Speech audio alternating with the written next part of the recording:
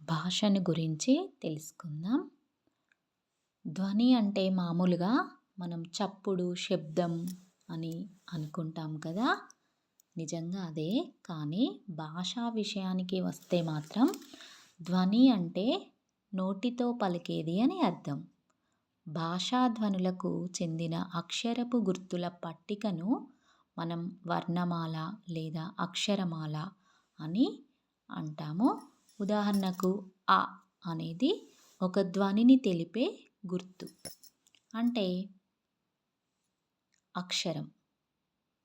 ఉదాహరణకి అ, ఆ, ఇ, ఈ వంటి వర్ణాలను అచ్చులు అంటాము. క, ఖ, గ, ఘ వంటి వర్ణాలను హల్లులు అంటాము. అక్షరమాలలో ఎట్లా ఉన్నా హల్లు అనేది పొల్లుగా పలికే ధ్వని. మ్ ప్లస్ ఆ అనే ధ్వనులు కలిసి మాగా ఏర్పడుతుంది. మ్ అనేది హల్లు, అ అనేది అచ్చు. హల్లులు అచ్చుల సహాయంతో పలకబడతాయి. కొన్ని అక్షరాల్లో 2 3 హల్లులు కలిసి ఉండవచ్చు. ఇవి 3 రకాలు. అవేంటి అంటే 1 ద్విత్వాక్షరం, 2 సంయుక్తాక్షరం, 3 సంశ్లేషాక్షరం. ద్విత్వాక్షరం అంటే ఒక హల్లుకు అదే హల్లుకు చెందిన ఒత్తు చేరితే దాన్ని ద్విత్వాక్షరం అంటాము. ద్వి అంటే 2, గుర్తుపెట్టుకోండి, కన్ఫ్యూజ్ అస్సలు కావద్దు. ద్విత్వాక్షరం అంటే కాకి కావొత్తు రావడం. అక్క అన్నప్పుడు క, ఖ ప్లస్ ఖ ప్లస్ ఆ, ఖ. ఇక్కడ కకారం 2 సార్లు వచ్చింది, ఆ అనే అచ్చు వచ్చింది.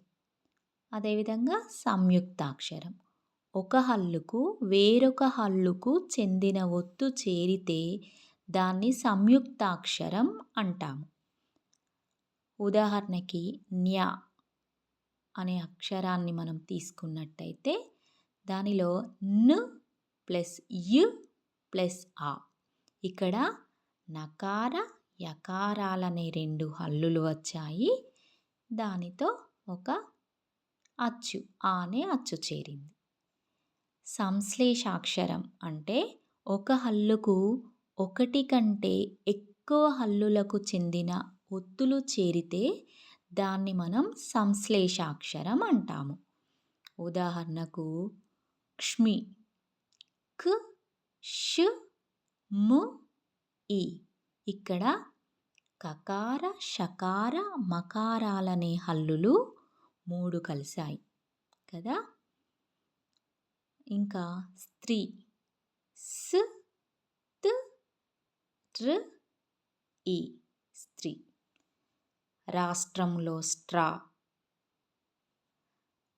ఇలా సంశ్లేషాక్షరాలు ఏర్పడతాయి.